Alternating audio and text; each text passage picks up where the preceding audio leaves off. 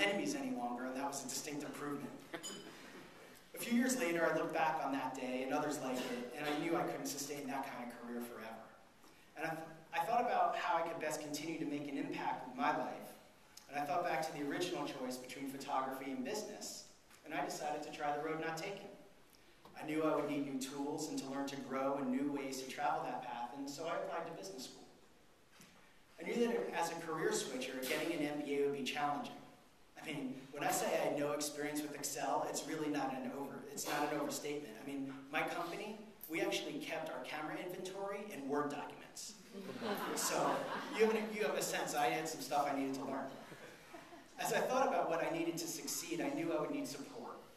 I wanted to be in a place where I could turn to a classmate for help and reasonably expect that they would take the time to teach me something I didn't understand. I knew I would want to go to a school where the faculty was accessible, so that I could speak to them one-on-one if I needed guidance or if I was feeling lost. And when I first came to Tuck for my interview, I was sure I had found that place. And after 2 years here, I can certainly say that the Tuck community is every bit as warm and supportive as they promise us it will be. As you might have guessed, one of the most challenging courses I took during my 2 years here was DexSci with Professor Powell. I was struggling early on, and so I went to see him. And Professor Powell told me something I'm sure he's told dozens, if not hundreds of students before me, but it was exactly the thing I needed to hear at the time. And it has really had a significant effect on my Tuck experience. Professor Powell said, the only thing that your lack of experience with Excel means is that you're going to learn more than just about anyone else in your class. Don't worry about the grades, focus on the learning. Do your best and learn as much as you can. And you know what? It's exactly what I did. I focused on the learning, and Professor Powell's advice reminded me to look inside myself for my definition of success. It was a lesson I might have known already, but it was certainly worth repeating. My Tuck experience has been so much richer because Professor Powell's words empowered me to define my own goals, and, once I was through the core anyway, to focus on learning and growing in the ways that I felt I could benefit from the most. But you know, the academics and the student support network were just part of the draw for me. The other piece of the puzzle was the larger community, and especially the support and acceptance that the Tuck partners receive here. Stephanie and I knew that we wanted to be in a place where she felt included, and where she would not feel isolated if we decided to start a family. Actually, the Tuck partner community is so strong here, and so much more integrated than any other place we visited, that Tuck was Stephanie's first choice too. And once we realized that, it was just a question of getting in. Our family has grown by one since we've been here, with the arrival of our daughter Lucia a little over 1 year ago. And we really can't imagine a more idyllic place for her to spend her first year of life. You know, when you talk about these elements, academics, community, family, what you're really talking about is personal growth. And what the Tuck experience teaches, by placing an equal emphasis, albeit at different times, on each of these components, is that success in life and success in business really has to be based on balance and on who you are, not as a model builder, or marketing whiz, or financier, but as a human being. This lesson hasn't been lost on me, and I've taken time for personal development each term I've been here.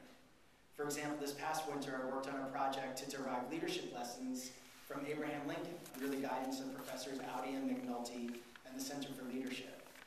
I had the opportunity to present these lessons to next year's crop of leadership fellows, and it was just this kind of academic guidance and learning and sharing that makes the whole Tuck experience so special and rewarding. As we all know, it can be hard to accurately assess ourselves, but one of the things we're taught here is how to ask for feedback. So I thought about how I've changed since my arrival at Tuck. I thought, who better to ask than my wife? Stephanie, like she doesn't know, right? Stephanie has observed that I manage my time better than I ever have before, and that alone has made me more patient, which makes my life and everyone else's a lot better. But most importantly, she says that, quite simply, I'm happier than she has seen me in a very long time. And I was surprised to hear her say that, because I never really felt unhappy. But as I thought about it, I realized that, of course, she was right. And here's why.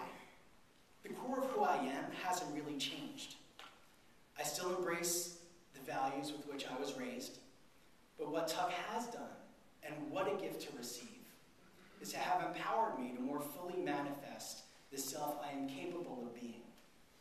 2 years ago, I never would have had the audacity to think that I could do some of the things I've already done here.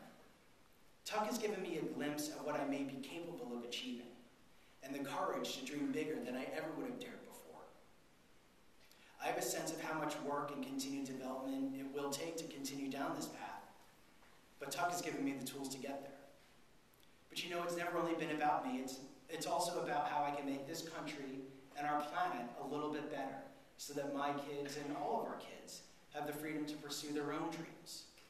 So I'll be starting work for John Deere in a couple of months, where I hope to have a positive impact helping them provide two of humanity's core needs, food and shelter, to more people than ever before.